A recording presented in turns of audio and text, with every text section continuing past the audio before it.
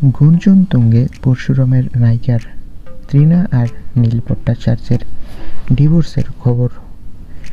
TRP তালিকায় শীর্ষে থাকা স্টার জলসার ধারাবাহিক পরশুরাম আজকের নায়ক দীর্ঘদিন ধরে দর্শকদের প্রিয়। ইন্দ্রজিৎ ও তৃণার অনস্ক্রিন জুটি গল্পের প্রাণ ধরে রেখেছে। ধারাবাহিকের সাফল্য এতটাই চোখে পড়ছে যে বেঙ্গল টপারের খেতাবও জুটেছে। এদিকে নতুন ধাক্কা, এই জনপ্রিয় ধারাবাহিকের হিন্দি রিমেক আসছে।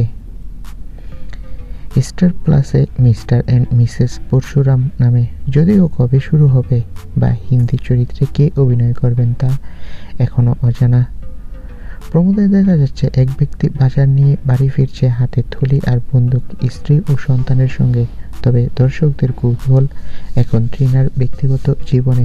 সম্প্রতি শোনা যাচ্ছে তিনি নীল ভট্টাচার্যের সঙ্গে বিবাহিত জীবনে সমস্যা ভোগ করছেন। ডিভোর্সের গুঞ্জন ছড়িয়ে পড়েছে তৃণার।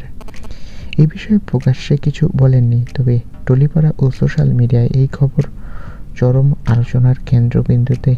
ছোট পর্দার জনপ্রিয় নায়িকার ব্যক্তিগত জীবন ও ছোট পর্দার রিমেক উভয় এখন দর্শকদের দৃষ্টি আকর্ষণ করেছে। সত্যি কি ডিভোর্স হচ্ছে সেটি জানা যাবে, কেবল সময়ের উপরেই ছেড়ে দিতে হবে এই বিষয়টাকে।